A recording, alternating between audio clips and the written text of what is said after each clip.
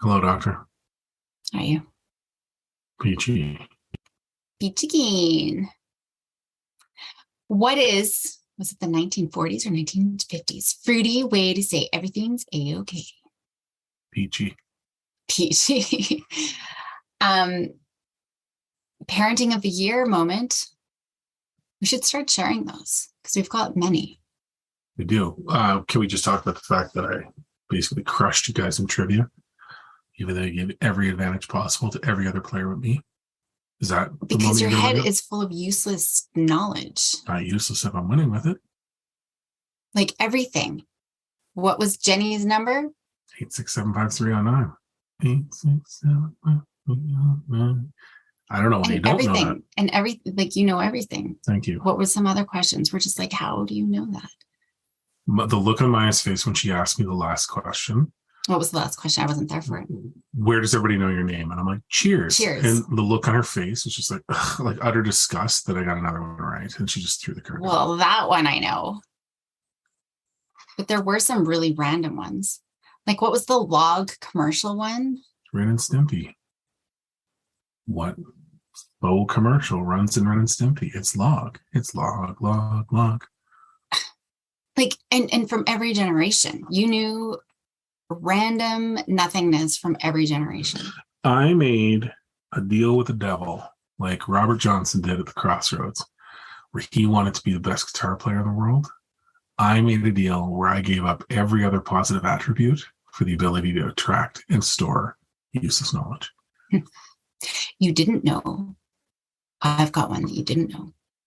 The girl who used unicorns and rainbows. You didn't know that either. I know, I didn't know. But you didn't know it. Okay. Okay. I'm not going to lose sleep over that one. Can I go to my parenting of the year moment? Yeah, please. It's August long weekend. Mm-hmm.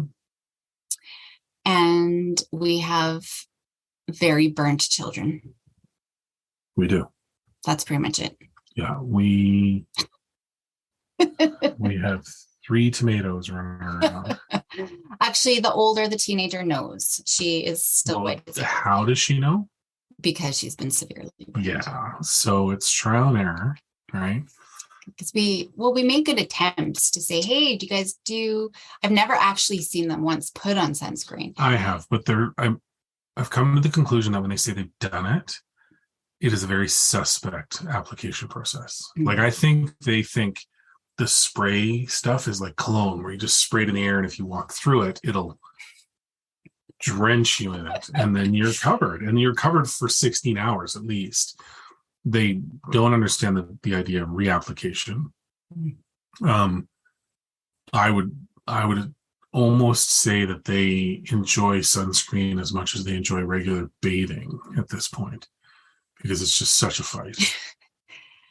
Like it's brutal. I guess that opens up a question. This is not my question. This is just a quick rhetorical one. But finding that balance between letting them learn a lesson and nagging them. And this is one of those lines that's like, oh, maybe. But I gotta say, after the first day of Willow getting a really bad burn, she's like, Mom, can you put sunscreen on me, please? It sucks. It sucks that it happened.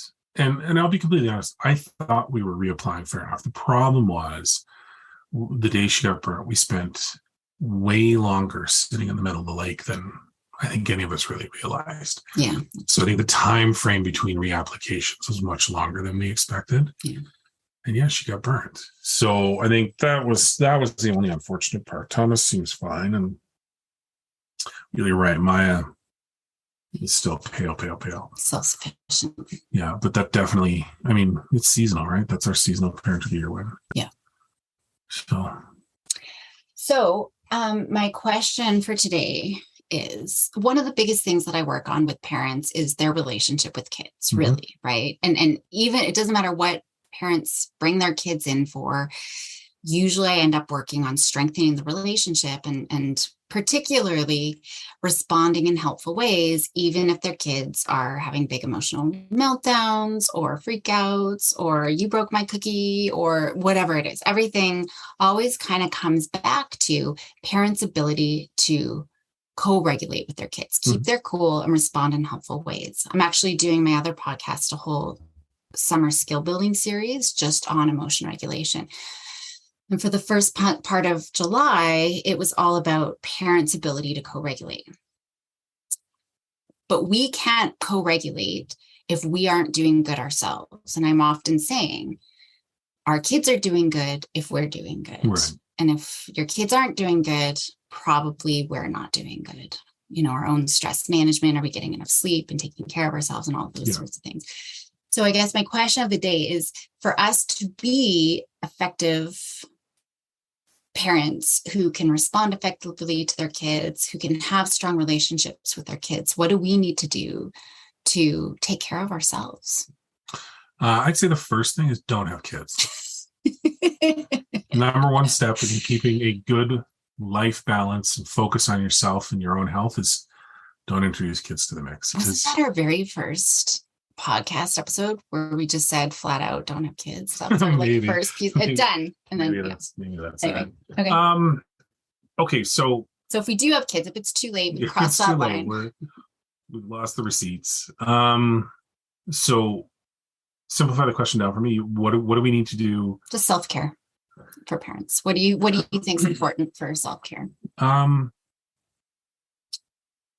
Yeah, I think, it's no different than whether you have kids or not. The self-care component needs to be health-related stuff and sleep. And just, I would say that the variable would be time for yourself to do your own interests, potentially away from the kids or with the kids if it can involve them, but just something you enjoy doing that isn't stressful in nature. And so the first two, sleep and healthy habits, I can't say I'm great at. And I've found sleep was never usually a problem for me. Like I was usually pretty good, but I find sleep now is sporadic at best, right? Even on the nights that I sleep straight through, I wake up still not feeling great or something disturbed me or whatever. So I don't really find that I'm getting great rest. And I've read all the articles of make sure you don't have electronics anywhere near you for 10 hours before you potentially close your eyes, and get in touch with your chakra before you lay down so you're focused on the sleep you're about to. Like that stuff, it doesn't work. Like I can sleep in the darkest of rooms with no stimuli beforehand and I'll still wake up, so. Right now, I don't think any of us are getting good sleep. It's insanely hot as it is everywhere. Hot enough that my wife broke down and gave me permission to search out air conditioning solutions, which is little mini window one for our cabin because we have no insulation and we're literally in a sauna. Yeah. So not at home. Whatever. She wants to put rules on it. That's fine. She said I can get an air conditioner. But anyways, so I think it really does come down to those things. The one that I find them all I find them all really hard to abide by. Like self-care, self-time is super hard, right? Because we were having a conversation yesterday, right? We have all these ideas of things we want to do, and they're all possible with time and money, of which we have none. So, and it becomes a battle, like not a battle, but like an internal struggle. Like when I'm out at the cabin, I'm only usually here on the weekends and I'll stretch the days. So I'm very lucky that I get to work from here on Fridays, and I can work from here on Mondays and then head back into town. So I get a bit of both. I get some time at the cabin where I'm working, and I get some social time, like some relaxing time. Well, I can't skip out on work to do the chores around the house. That would free me up for the weekend to just go do whatever, right? And then when the weekend comes, it's like any weekend, we're all tired. We all want to chill, but the kids want to be on the boat, or there's take the dogs for a walk, or there's these adventures we want to go on. Well, that immediately impedes the ability to move forward with some projects, right? Because there are little things we can get done. Like I got a set of shelves I got to put up before I take off, and that's easy. But there are massive projects around this place that need dedicated, focused time. Well, that means then in my head, I have to say no to the family time so I can focus on the bigger stuff, so we can make progress on the bigger stuff. But then it's but the kids will be disappointed, and Caroline will be disappointed because we're not doing something as a family, and she feels that she has to be with the kids by herself while I'm doing all this other stuff. Like, so, I know what the answer to the question is, but I don't do any of them well, right? And it's it's tricky. I don't know how, and it's not that you're demanding. Like, it's not like you're one of those spouses that makes me pick and choose, but it's my own internal. I mean, sometimes, you'll express disappointment if there's a stretch where I'm not being able to do more stuff. That's just normal, but you're not hovering over me complaining but I'll see it sometimes, right? When you're like, are you coming? And it's like, well, I got to do this thing. Oh, okay, fine. Like, you can tell you're disappointed. And then that makes me feel bad because I'm like, well, I don't want to be shoveling dirt in plus 35. I would much rather be sitting on the boat or whatever it is supposed to be. So I typically don't focus on my own stuff, right? And so it's a constant battle between stuff that I want to do and constant stuff that we have to do. Like, we don't do a lot of projects around the house because our time away from work is insanely limited. Like, more so, and I know everybody's busy, but for those that have met my wife, she operates on a different work calendar than any other human being, which is 18 hours of work a day and 6 hours of non-work, in which she tries to cram in working out and sleep. Would that be fair? Yeah, probably. Right. So I'm not trying to make this a shot at you, but when you build your day that there is a window where you're not working, that's our window, right? There is no other, well, maybe we'll go this afternoon. That is it. And if we miss that window, we miss that opportunity.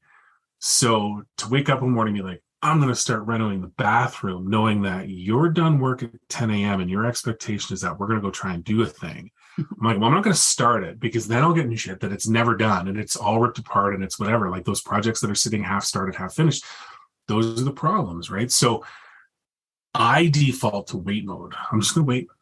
I'll tidy up the kitchen and I'll do the little things to make life a little bit better, and I'll wait. And when it's time to go, we go, right? So it never enters the equation. So this is a super long rambling answer. That is not actually answering the answer. Well, but I have, right. Like, I've addressed them. I think the top three things are right. Healthy choices. I know healthy choices, sleep, and your own self pursuits. I am 0 for 3. Mm-hmm. I'm over and it's funny because one of my favorite things to do is ride my motorcycles. Mm-hmm. Both of them have been sitting in storage for over a year. Yeah. I haven't brought either of them out, which is unbelievable to me. But I know I need to put work into getting them up to snuff. I don't have the time. I'm not going to start pulling apart the Honda, knowing I've only got 4 hours to figure out how to, you know what I mean? Like, so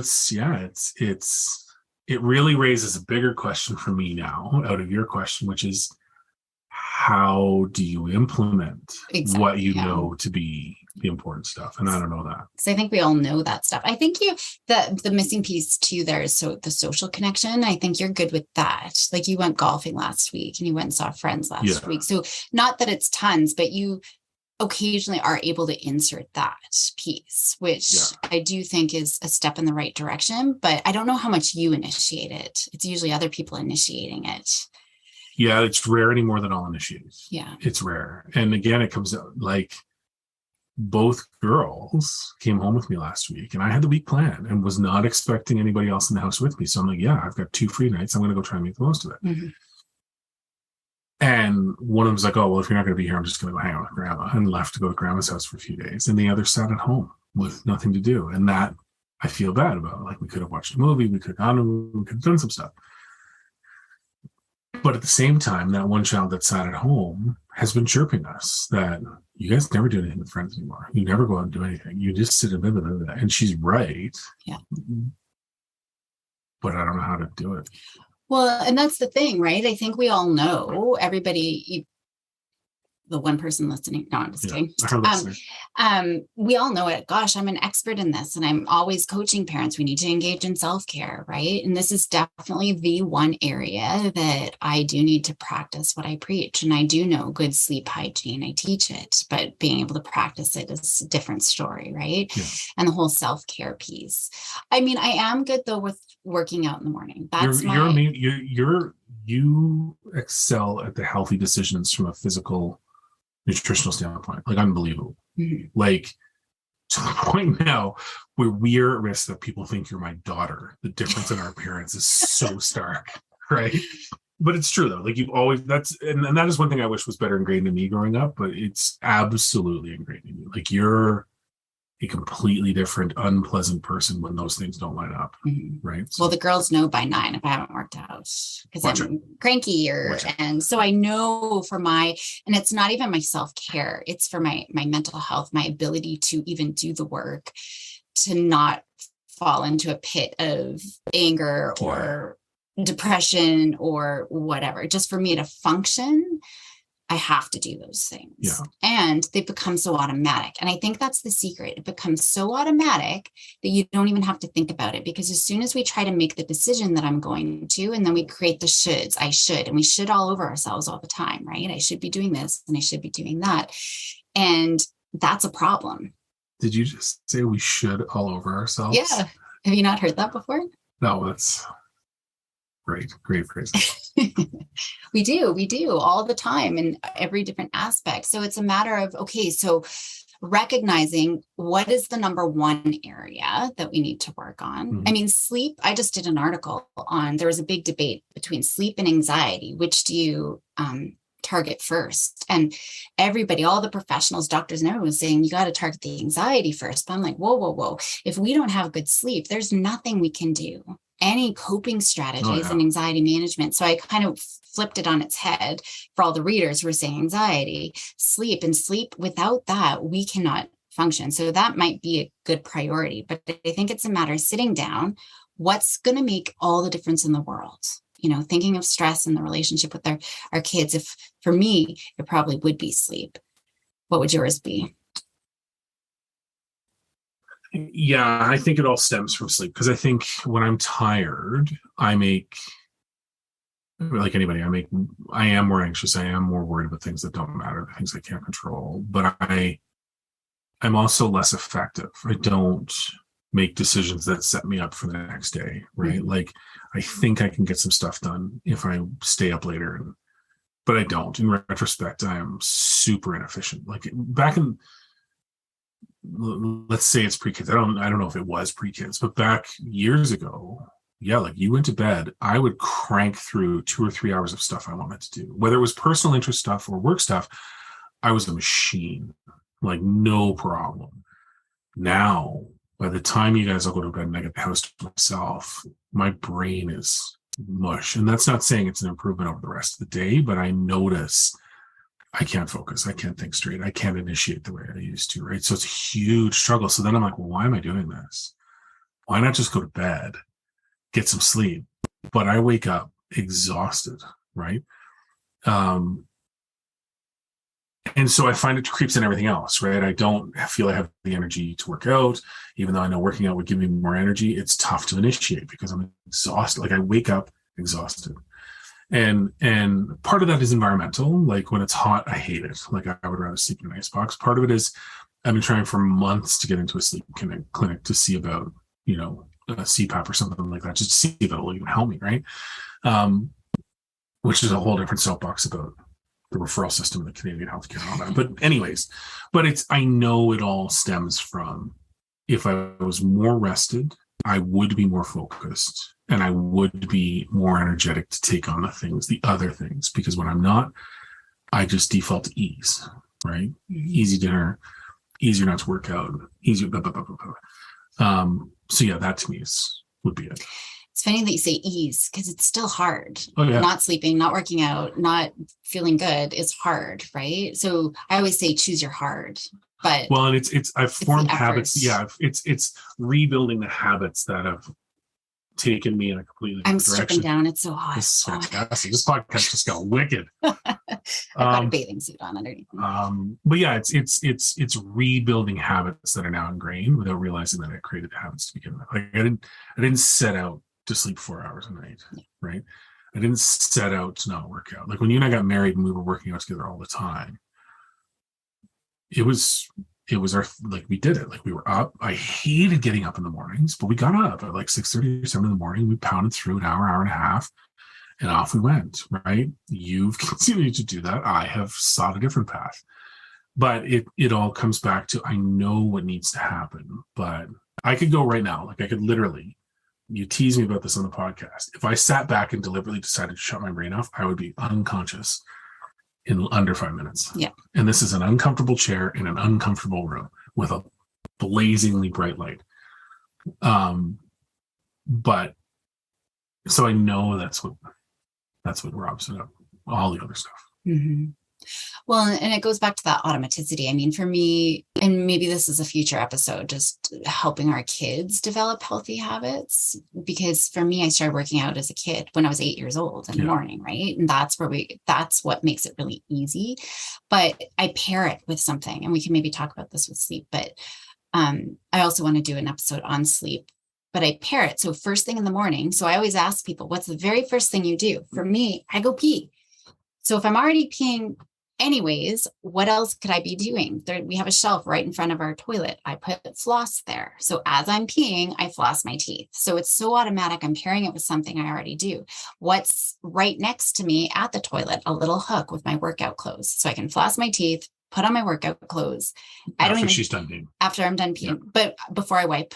What? And then I floss. I floss. Well, because sharing. then it's gross if I wipe and then floss. No, you got to floss first, then you wipe. Oh, I see what you mean. Then you wash your hands, right? I meant, never mind. What do you think I meant? So you're putting your clothes all on without step 2. Without wiping? Yeah. Oh, yeah, no. Fine, we can move on. This is really gone off the it's going off track. But it becomes, so it's just there. It's there. I set up the environment, right? Mm-hmm. And that's the key.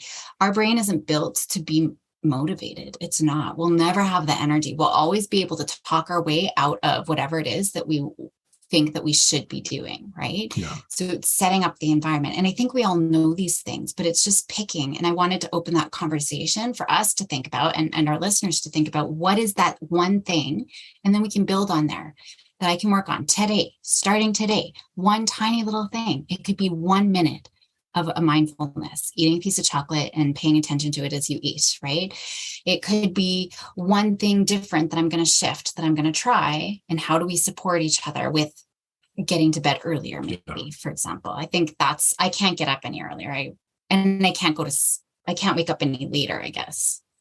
It's been consistently 4:30. Today I slept in a little bit, but so it's a matter of figuring out what is that one thing. And it's not all of a sudden sleeping 8 hours. That's not it, right? It's breaking down what are all the different pieces that can help us be successful. Since we're both kind of talking about sleep, I mean, brainstorming ideas, turning off electronics. They do say 3 hours, but that's fairly unrealistic for pretty much everybody. But 1 hour is maybe a little bit more doable. Some people swear that they can't go to sleep without the TV on. I can, I'm not one of those people. Like, I don't need the background noise, but I will fall asleep at my computer and be like, okay, I better go to bed. Right. That's my trigger point, is I start getting dozed. See any screens, I'm like just wired. But we're good that we don't have any electronics in our bedrooms. So that could be the first thing, right? Yeah. Not having phones by your bedside table. Like, it could just be that small of a move. Yeah. Yeah, the phone beside me, I think, is probably the one thing I could probably do, because part of the issue I have is I am one of those people that I wake up and the first thing I do is check my phone. Yeah. And I don't know why. And researchers have actually shown that if your phone is next to you, even if it's turned off, your brain is still wondering about notifications. Do you have an email or whatever? Just having that, it's a stimulus in your room that your brain doesn't actually turn completely off. So interesting. That might be a good one. Yeah. But I think that's it. Is just figuring out what is that one thing. Okay, so do you want to continue brainstorming, or should we? But I think we just solved it. We just solved everything for me. It's my phone. Take your phone out of your room. Okay. I don't know about it. And then we'll move on to the next step. Okay, what's our brainstorm for the next step? So I've done it. My phone is out of my room. I'm already noticing a huge difference. I am going to. This is your part. Are you saying as though you have already had successfully not had a phone for we would not have been members of a successful improv group. Of a what? Successful improv group. Oh. We would not, because you just froze. I'm great at improv. Are you? I am. Because I just set you up and the crowd's wondering where the punchline's coming from, and you're like, People can't see it, but I'm making a questioning face. I just was unclear. I wasn't paying attention. Two of us in a room. What else are you going to pay attention to? Hey, we're not in the closet today. No, we're in a slightly larger room with some of the worst wall coverings I've ever seen. We own it. Like, I'm not insulting someone else's place. This is ours. This is our Shangri-La. It's like 70s kind of flooring. That's sure is. Sure is. And butterflies from like probably the 40s or 50s. Murder butterflies. Murder butterflies. They're creepy. Well, I mean, all the things. I mean, we're going to do an episode on sleep, so I don't want to. All right, so we don't have to brainstorm much, but it does come down. I mean, to your original question, you're right. There are decisions I need to make to set up if I'm going to go down the path that set me up for better sleep in whatever way I can. Right. I mean, if I'm being completely honest, I think the phone is part of it, sure, but I do really think that prioritizing getting some sort of assessment on the sleep I'm getting will be important too. Fun fact. Yeah. I think our dentist does it. My dentist. Yeah, my dentist does too. Oh, okay. You know. Okay. I called them and said, the clinic you referred to me to twice has no idea why you're sending referrals through. And they're like, oh, that's strange. Like, it was just complete gossip. But I think mine actually does the actual like sleep apnea. I don't know. I don't know why dentists would do that, but maybe not. Yeah, I mean, for me, we can brainstorm a bunch of different things. And I think that's good for you listeners to do whatever that thing is. Just carve out 5 minutes. We could get into the excuses, no time, no, whatever, but it's just literally 1 minute. What's the very first step of that? Whatever it is that you're going to do. And maybe it would be helpful to have more concrete examples. And maybe for a future one, we'll have concrete examples for this, how to have, and you got to figure out what's for you. I remember someone telling me, we had a huge loss in our life. And I went and saw a grief counselor once who was like, you got to do self-care. You go get your fingernails painted and go seek friends. I mean, I know the connection piece is big, but that's not my thing. If I weren't married to you, I would be an old lady, even at my age, with 1 million cats all by myself. And people be like, who? Oh, there's someone who actually lives there. We thought it was a creepy rundown haunted house. Yeah. That would be me if I wasn't married to you and had kids. Notice how I'm not saying, no, that would be me. Like I'm set on board on that assessment. So not good with the social connection piece, but the sleep. So with that, maybe it is just, I was really good when I turned off work, 8:39. Well, it's funny because I was just about to say that. Like, I think the two fundamental changes that could be made relatively easily, but are insanely important, would be, remove my phone from my room so I'm not constantly bombarded. And it's funny because we've talked about this on other episodes where I find the influx of negativity. I've just peeled away a lot of the incoming news sources that I would have been on before. And it's funny because when I say that, everybody always rationalizes the one they have, which always makes me laugh. And I'm like, dude, I'm not saying anything about you. But everybody's like, oh, but Twitter's great because I just set it up and it's just the news feeds I want. I'm like, yeah, sure. And I had it set up the same way, but all that other BS kept coming through, right? Whether you wanted to or not. Anyways, but I think that to me, so the phone, if we're brainstorming, let's turn this into a session. So, okay. If I'm going to say what are the top 3 things, small things that I can do, not necessarily at once, but in sequence. So I'm going to 1, 2, 3. 1, no more phone in my room, right? It's going to require me to make sure that I have non-digital ways of waking up. Like I'll have to get a regular alarm clock or something. But then besides that, it'll be, getting rid of those distractions prior to going to bed, right? And so figuring out a healthier process to go to sleep with. Part of me, the tricky bit though, is all my books are on a reader. Like I don't have, and I mean, you can do the blue screen, whatever, and kind of helps a little bit, but so I'll have to address that. And then number 3, it would probably be just try and get back into the good habit of putting it away in general when it's family time, like trying to implement more of that when the kids are around, or because we used to do no tech Sundays, which is really hard as the kids get older and we're at more ranks and we're having to coordinate stuff. But, implement more of a ban on electronics when the family's around or something.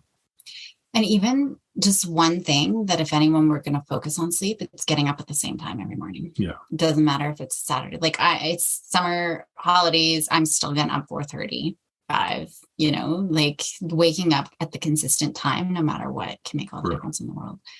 For me, if I were to pick 3, it would be, and again, you can even, if you want to start focusing on going to bed earlier, just do 5 minutes. It doesn't have to be all of a sudden the full 8 hours. Yeah. If you normally go to bed at midnight, you can go to bed at 11:50 instead or something. But for me, it would be, cuddling with Pickle, because that was a great thing for her. It's a great thing for me, winding down the brain.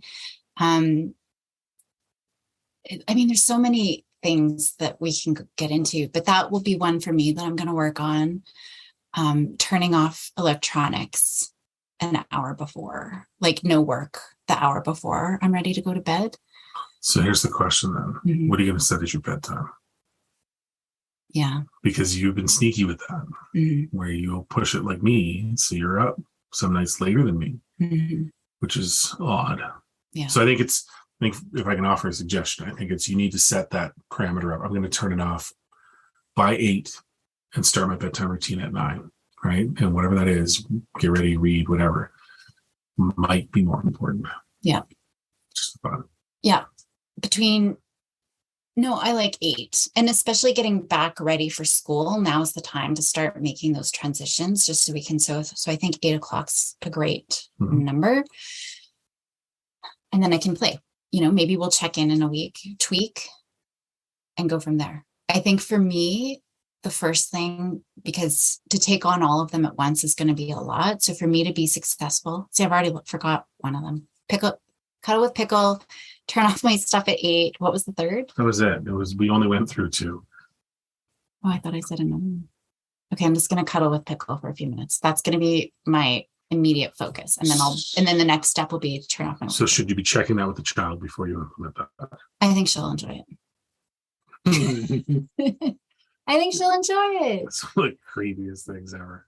If she she will. It. She does love reading and cuddling at night. That's her preferred kind of wind down. And then I'll tell you the one thing I hate is since they switch beds, because that used to be our thing, is everybody cuddle out, read. Yeah. And I hate that they've got beds that don't fit us all. Yeah. Pickle's got one of those like loft beds that's like 5 feet off the ground. Yeah. So Andy can't get up there and cuddle with her. I could, but I would destroy the bed and fall to my dad. Yeah. Yeah, that does suck. But I think she's starting to grow out of it. So we might be bad. Okay, so if we're to summarize this for everybody else, what we're saying is pick your thing first. Pick your thing and then implement whatever that's small. Yeah. What needs and write them all down and what would make all the difference. So brainstorm all the self-care. Maybe it is doing something creative, an old hobby, baking, something that you love. It could be that. Maybe it is going for a manicure, pedicure. If that's for you, that's okay. Or pedicure. See, I'm not that thing. I'm not that girl who does that. But if that's your thing, then that's okay, right? If you need a bath, that's okay. But if you need to go for a good run, that's like, you just got to find your thing, brainstorm all of the things, and then highlight the one thing that would make all the difference in the world for you to be able to be more emotionally stable, so you can co-regulate for your kids when they're emotionally freaking out or calling you terrible names, so that you can keep your cool. What would make all the difference in the world? Then brainstorm all the things that you could do to help you create that space, even just for a minute a day, that you can build on. And what's that first step? Sound good? Yeah, that's perfect. Awesome. Excellent recovery back to the original point. It's fantastic. I know you always take us off track. Well, that's the whole purpose, is you don't know how I'm going to answer the question, just like I don't know how you're going to answer the questions I give you. Typically, you say I'm wrong. I was going to say there's a right and a wrong, and you're usually wrong. Though. The whole point is conversation. I know. I'm teaming. I think I see a rift in our partnership here. We're going to have our own podcasts. What's that? And I'm just going to listen to whatever you said the week before and bash it on mine. See how you like that. I've got my Overpowering Emotions podcast. Man, it's too hoity-toity. Right. Yeah. It's above your head. Apparently not, because I just won trivia again. Yeah, useless knowledge is not the same. Whatever. I'm Just make up teasing. words. I'm teasing. Okay. I love you. I love you too. Bye. Bye.